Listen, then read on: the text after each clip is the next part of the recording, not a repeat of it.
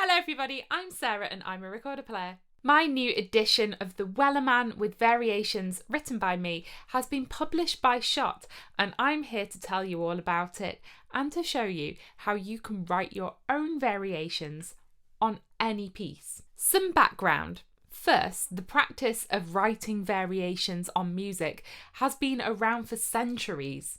I'm basing mine on those from the 17th century, the Renaissance or early Baroque, and in particular those of Jacob van Eyck. He was a composer, a bell maker, a recorder player, and he would improvise on popular tunes of the day. He was blind, so he had scribes write down his improvisations for him, eventually published in 3 volumes called Der Flauten Lusthof.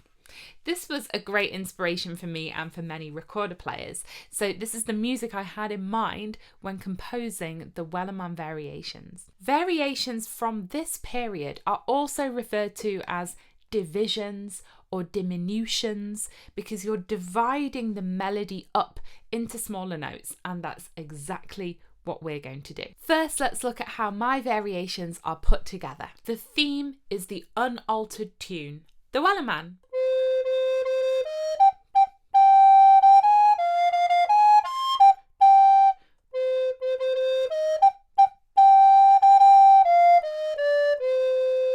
In variation 1, I split the melody up into 8th notes or quavers.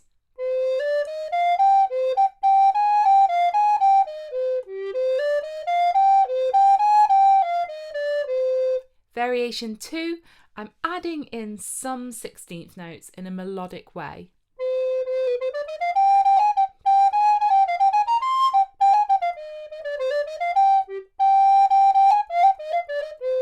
In variation 3, I'm filling it all up with 16th notes.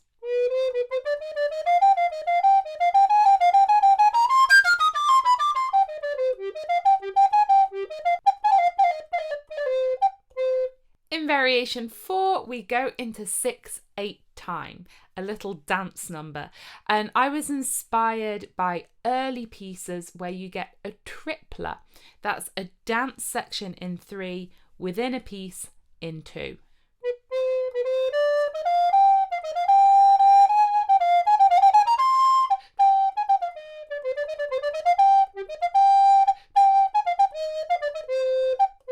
And finally, we skip forward into the 18th century where I was inspired by Vivaldi. I took the harmony and split it up into chords.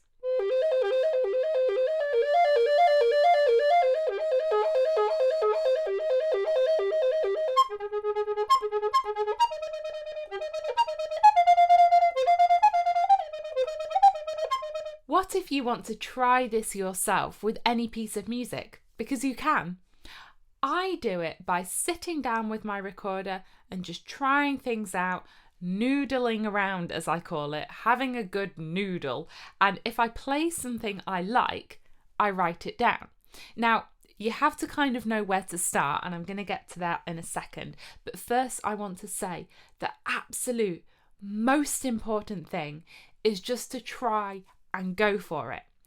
Don't worry if it's not perfect straight away. In fact, if you're playing and you hear that it's not perfect, you hear that it's not quite right, that's really valuable. That means you're training your ears to recognise what you like to hear. So that's a really important part of the process. Okay, are we ready to go step by step?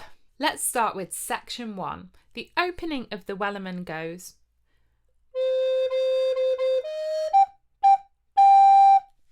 We can break that down into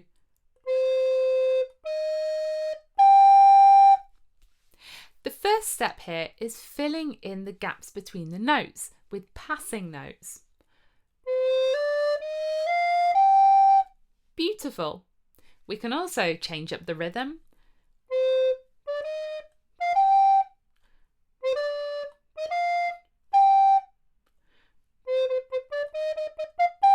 It can help to keep the original notes where they are and kind of move around them outside of that. That's a good starting point.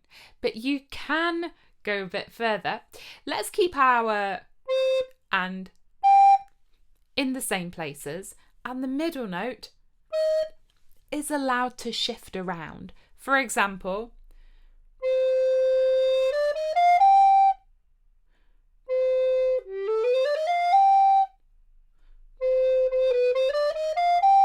because our starting point and destination are in the right places, what happens in between sounds great. So let's add in an extra note. This is something you hear at the start of variation 2.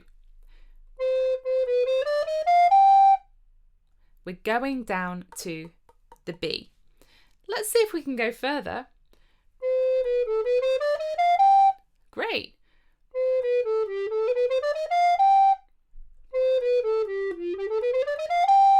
As I'm adding in more notes, I am having to squash the rest together to make it fit.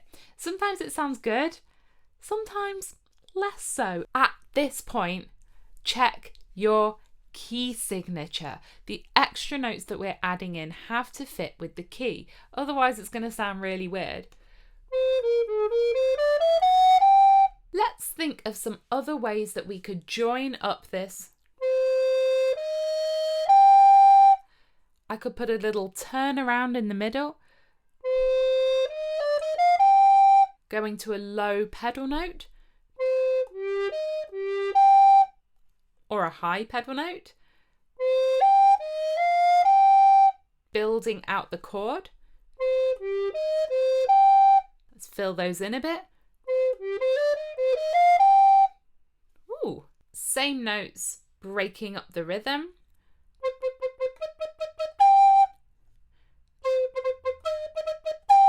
Let's look at variation 3. What I've done here is taken a little pattern and I've repeated it, shifting it up a note or two each time. This is called a motif and it works really well. There's so many ways you can get from one note to the next. Try lots out, and if there's one that you like, see if you can take that same motif and slot it in at other points in the piece. The ears like to have something that we recognise, so it's a really effective technique. And if you're stuck for ideas, don't worry, the composers of the time have your back. Silvestro Ganassi wrote La Fontegara, which is a book full of ideas for ornamenting different note combinations. All you have to do is look up the two notes that you want to join, and there's literally a whole table of ideas that you can just pick up and put in your music. Now we've been filling in the gaps between notes, but what if your melody doesn't have gaps? The end of the theme goes. Let's add in extra notes going up each time. Ooh, what if we go down? We could go down to the low pedal note or a high pedal note. Let's go up, down, pedal, pedal, and start filling these in and mix them all together. We're taking super simple elements of adding in notes in between, above, and below, in different rhythms, in different speeds, and by mixing it all together, it's literally endless. I mean, that's composition, that's music. Finally, a nice build up through your music is important.